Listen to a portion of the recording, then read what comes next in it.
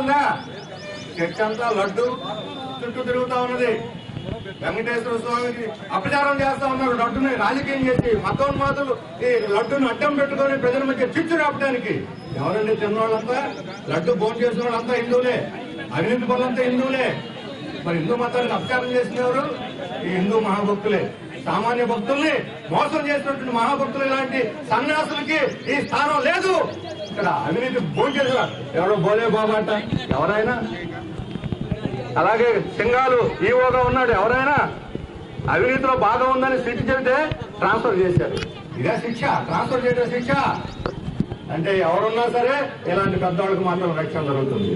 దీనికి మతం రంగుకుని దేవుడు రంగుకుని దీన్ని మతోన్మాదం వైపు మళ్లించి హిందువులు, ముస్లింలు, క్రైస్తవులు, బౌద్ధులు జైలు చీల్చి పీపి చేయడానికి ప్రజల మధ్య అనేకలు కష్టపడుతున్నారు. ఈ రోజు మత సామరస్యాన్ని కాపాడాల్సినటువంటి బాధ్యత కార్మిక వర్గం మీద ఉన్నది అని చెప్పి మీ అందరూ కూడా విజ్ఞప్తి చేస్తున్నాం. ఈ వాళ్ళ పడకూడదు, ఈ కుట్రలకు మీరు బలి కావద్దు. అలాగే కులం పేరుతోటి అగ్ర కులాలని, బీసీలని, ఎస్సీలని, ఎస్టీలని, వాళ్ళని ఒప్పుకోవాలని రకరకాల పేరుతో చీల్చి ఆడుతున్నారు. ఈరోజు శ్రామిక వర్గంలో దళితులు ఉన్నారు, బీసీలు ఉన్నారు, మహిళలు ఉన్నారు. ఏ కులం వాళ్ళైనా అందరూ చేయి కలిపి ఇక్కడ ఈరోజు సమ్మెలో పాల్గొన్నారు. ఈ ఐక్యతే ప్రభుత్వం యొక్క కుట్రకు సమాధానం.